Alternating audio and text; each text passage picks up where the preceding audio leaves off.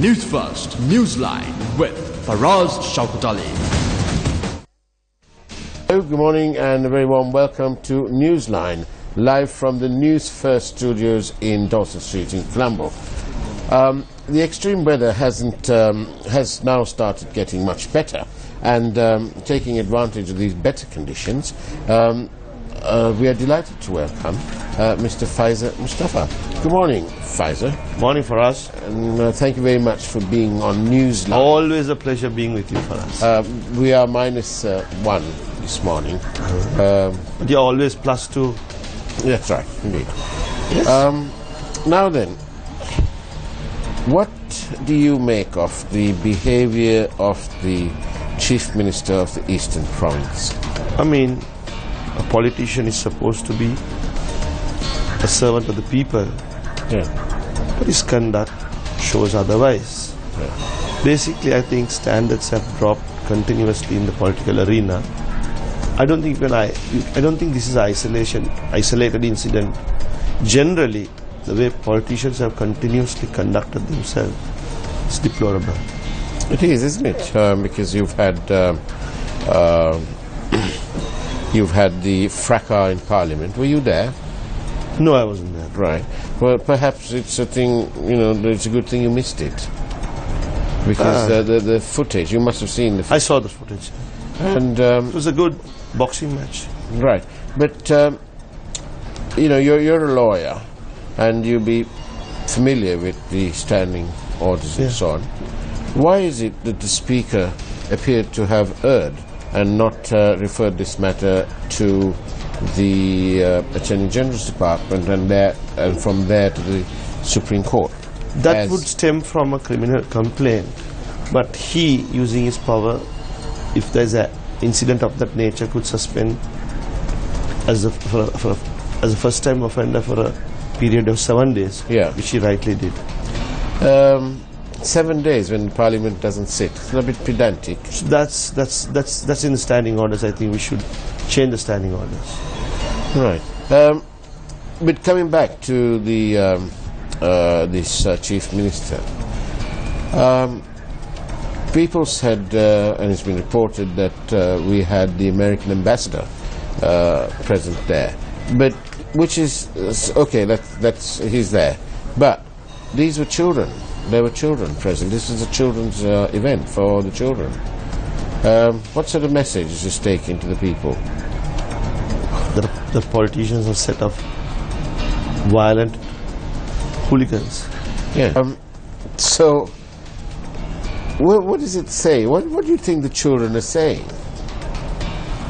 What do you think they say when they go back home and they see that they report back to their parents and say that this man was... And in fact, part of his actions meant that it appears that he's knocked a child who was standing on the side of him. It's unfortunate, obviously, for us, anybody watching that would be very disheartened, especially a voter in the Eastern Province, when the Chief Minister is there to give political leadership.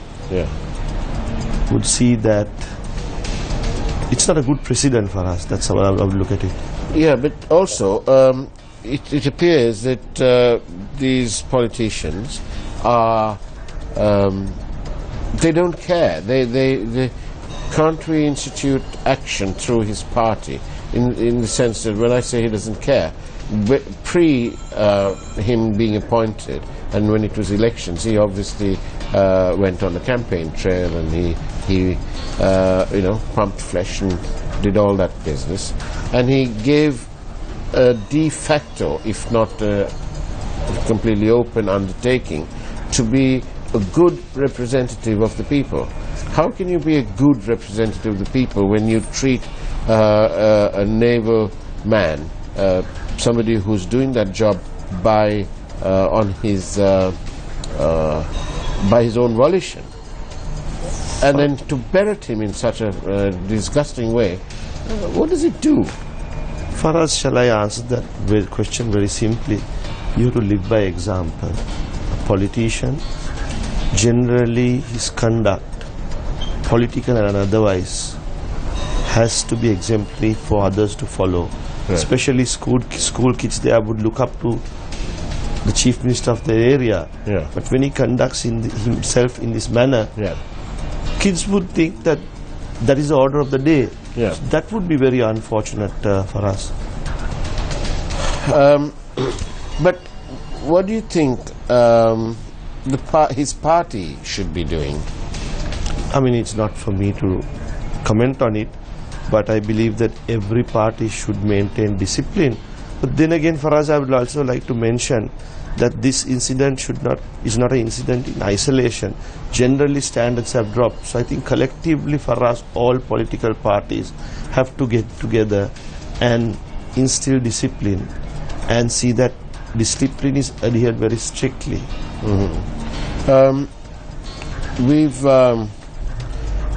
We haven't heard much from Mr. Rauf Hakim on this matter. I think he should be heard. And I think he has a responsibility as the party leader to give a comment on this and take appropriate steps. Leaving that on the side, we also had a situation where an official been appointed to a ministry, and this is the same official who has been indicted on another matter. What does it For us, there have been various reports on that. But while the indictment has been served on him, I would say it's not appropriate for such an appointment to be made. I mean, I'm not sure which is worse, and shall I place you in the unfair position of telling me whose behaviour is worse, Vajira or the Chief Minister? Whoever was the appointing authority with regard to that appointment, he should have been aware that there has been an indictment being served. But I don't think there cannot be a comparison between both for us. They're two separate incidents. One is a chief minister in a public function. His conduct being questionable. Other relates to appointment of a public official. Both have no correlation, but they both, I think, the conduct or the action in those two instances are questionable. Now then, when can we see some elections? For us, soon as the delimitation is concluded. Why is it being delayed?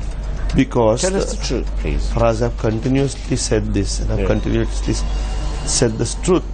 Soon as the delimitation process is concluded, I would hold the election.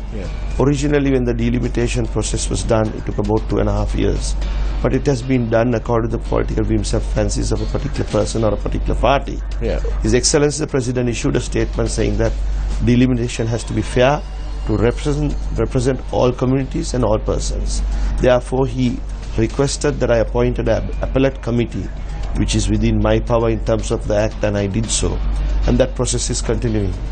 So does this mean, just touching on an international angle, does this mean that Sri Lanka as a nation can expect the GSP Plus facility from Europe only after this? After what? After the elections.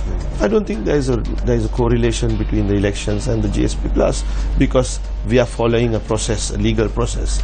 Yes, and I'm adhering to it. Part of the GSP thing is that they encourage the advancement of regional power. So I'm for advancement of regional power. Yes. My president is for advancement of regional power. But there is a practical difficulty. What is and I'm sure the EU understands the ground realities that the earlier delimitation was not carried out properly. The ground reality is that we don't have the GSP Plus in place for a variety of reasons. I mean, we lost GSP Plus for various reasons, and we are working towards achieving GSP Plus, and it's a collective effort.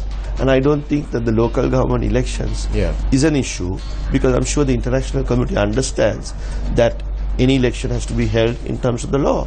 Right. And what is the practical difficulties? Why is it taking because so long? The delimitation process takes time. I have concluded 9 districts. I will not have a delimitation process without consulting the local political leadership and the views of all political parties. And I always believe in an inclusive process, and earlier there was no inclusive process in the manner in which the delimitation was concluded. And you are can you tell us when you think you might? I mean, hopefully after the Sinhala New Year. That's next year. Next year. Yes. Was there a court ruling recently on this matter? There was no court ruling. There was an application filed with regard to the local government election. I was discharged as a party. That clearly indicates that there was no wrongdoing on my part. And the leave has been granted and the case is concluding. The case is continuing. Are you sort of holding are you helping your party by delaying these things? I very clearly stated for us that I can't act according to the whims and fancies of any political party, and including my General Secretary approached me on several occasions and demanded that the elections be held as soon as possible. I clearly stated to him that my responsibility is not to my party but to the country at large, that I be compelled to carry out the delimitation process fairly, and that would require a certain amount of time.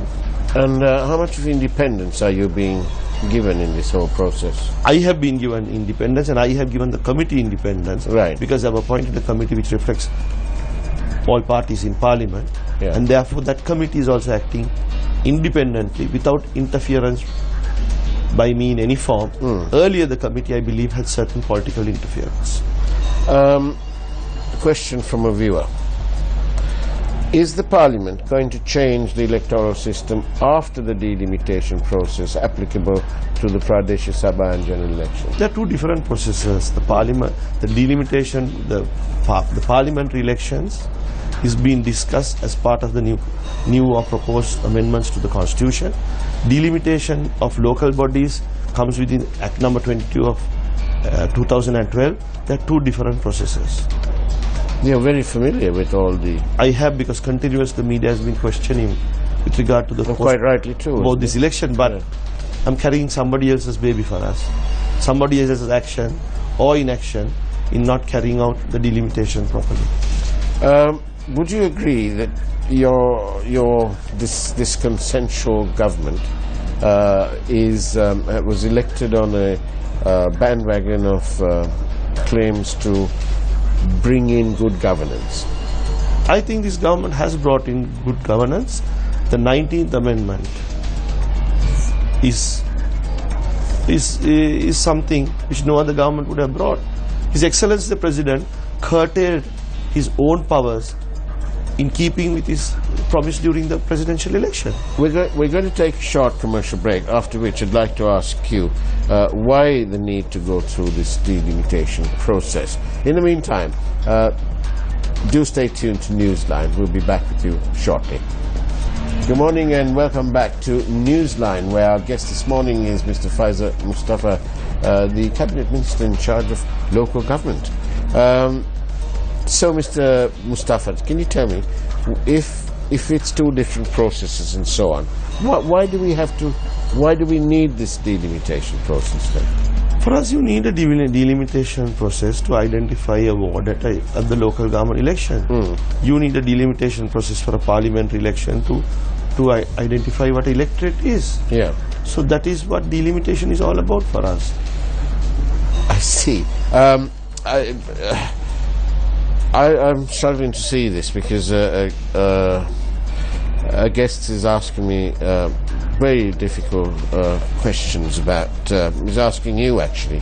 They're going back to this business about who is worse. Is it Vajra or is it the Chief Minister? It's obviously aroused the conscience of our viewers. I'm obviously to arouse the conscience of the viewers, especially when there's additional secretary appointed and there's indictment served on him.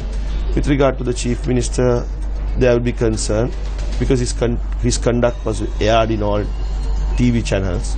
So obviously the public is concerned about it. Can you say, I know you're from another party, but should the Chief Minister be removed by his party? I mean, the appointing authority is the President, though.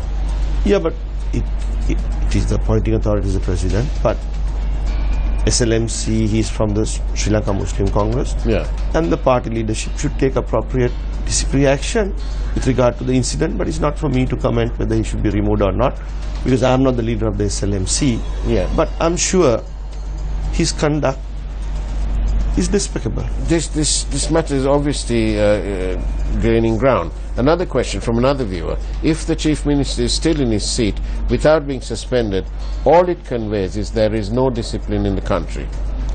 I'm told there should be some form of disciplinary action, an inquiry first. There's a presumption of innocent until one is proved guilty. So, but fact speaks for itself when you look at the recording of the incident. But I'm sure that there should be appropriate inquiry and appropriate steps should be taken. As a cabinet minister and believing in collective responsibility and so on, don't you think that you, as a cabinet minister, should ask the president to remove Minister Vajira for his action?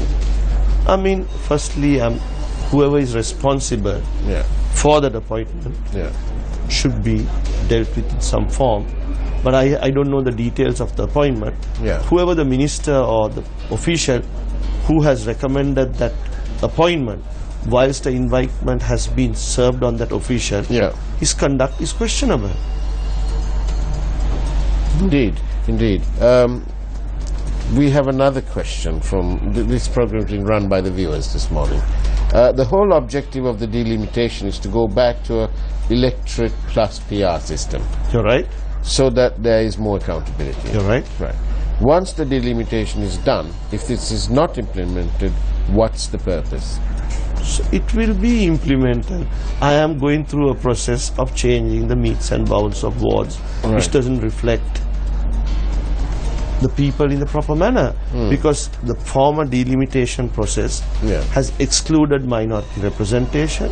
It has also there are wards which go through national parks.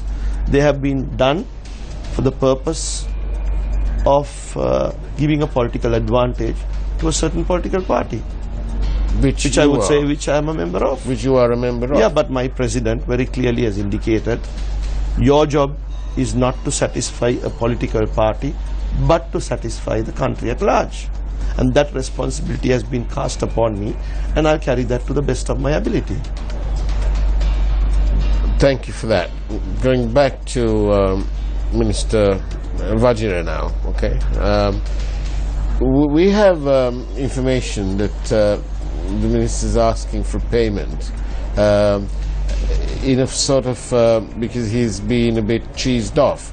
Because a supporter had paid for a UNP rally. This is straightforward and blatant blackmail.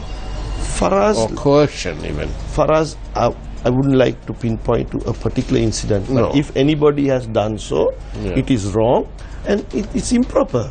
I mean, it's obvious. So if it's Vajira if it's Vajira myself or any other person has recommended a payment based on politics, it is not a proper action. Somebody else says that you need to try a bit harder to be convincing. I don't have to, for us, if anything is wrong, I would say it's wrong. So if a letter has been written in that manner, I mean, I think yesterday you all broadcasted that letter, televised that letter, and I think if that is so, and I'm sure you're a very responsible channel, I mean, it's not a proper thing to do. Do you feel, as a member of this consensual government and collective responsibility in cabinet, do you feel, and can you honestly put your hand on your heart and say that the process is one of equitableness, that all these investigations are being equitably conducted, or is the law, are these investigations a bit lopsided? I feel this process is very equitable, and I think that the law enforcement authority should carry out the investigations as fast as possible, because there are great expectations by the general public. Actually, when coming back to that letter, we We broadcast that, or we showed that. I'm sure because he had the nerve to challenge that we were telling porky pies. So we had to do that. For us, that letter is wrong. No. There are several letters which I had seen where politicians have written saying Beara is a member of a political party, therefore please assist it. I mean, that has been our culture for some time. It is wrong, and that culture should change. Not only it's wrong, it's improper for a person to recommend payment based on party politics. We were also treated to some proceedings in court or in some investigation in which it was revealed that the Pushpa Rajapaksa Foundation had received a payment of 19 million rupees from some project or other. But again, what does it do? I mean, it's not rocket science to know why these people have given these things. For us, Sri Lanka, our law has to be changed. During elections, politicians are given money. Yeah. They don't have to be accounted for. For welfare activities, they're given money. Right? So I think we need greater accountability for when politicians receive money, either for elections or for social welfare. So I think the root cause is that our law does not deal with it. If tomorrow there is some questions are raised with regard to monies which are given for social welfare, one would say I received it from X, Y and Z for the benefit of the people. But if there's a stringent process where there has to be total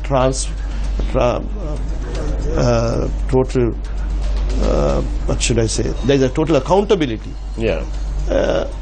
I mean, I'm sure things would change. Would you? And also transparency.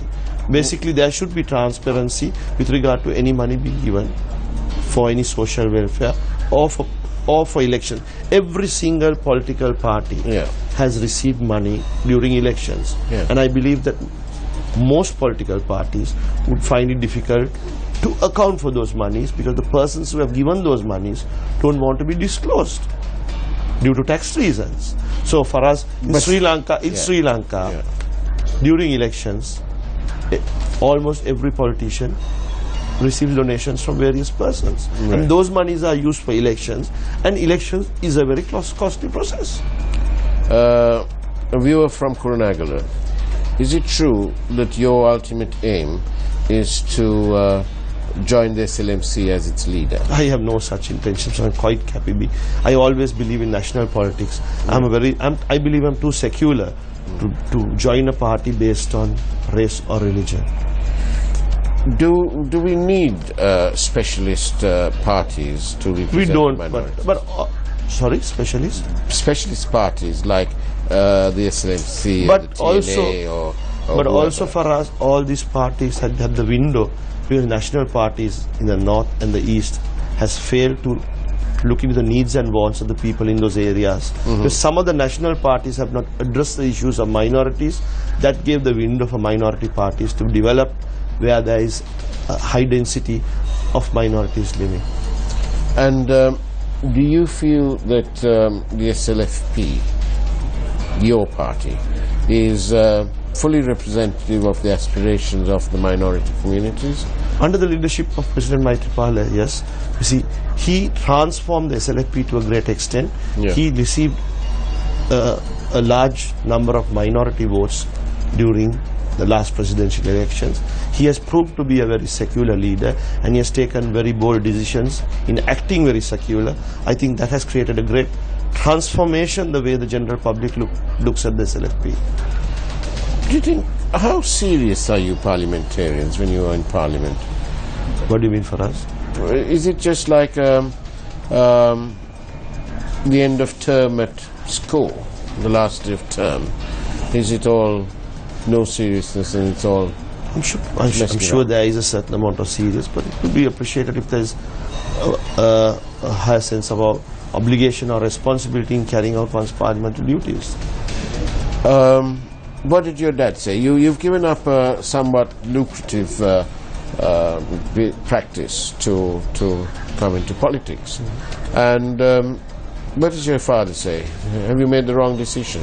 Especially when he looks at what's going on. Chief Minister, then Vajira, then the fracas in Parliament. He opted never to be a politician for us, so obviously we think it's a wrong decision. Yes, so I don't suppose he's... generally he feels that the profession is a greater place to be in, which I sometimes feel during numerous occasions. We don't often get this opportunity to ask this question for various reasons, but I'll ask you because you seem to give us straight answers. Are you involved in any deal or anything at the moment? I've never been involved. And you're not now involved in any deal or anything? No. Why do you ask me for us? Because I thought I'll ask it for the record. Okay. So for the record, we have a corruption-free minister. Thank you very much for being on the program and for being so outspoken, and especially in the description of the chief minister. But one more question, final question. He's from the same community as you. Do you feel that you should have been so descriptive of his poor behavior? I mean, a community has nothing to do with it. We are all Sri Lankans for us, and that's how we have to look at it. I mean, being a member of my community, I would like to advise him that to be more cautious in public occasions, in losing his temper, because that is a reflection of himself and as well as a reflection of the office he holds. On that note, thank you very much for having been on Newsline, Faiza Mustafa. We look forward to welcoming you again on our network soon rather than later. Thank you very much for having watched Newsline. Meanwhile, we wish you a great day ahead. Take care and God bless.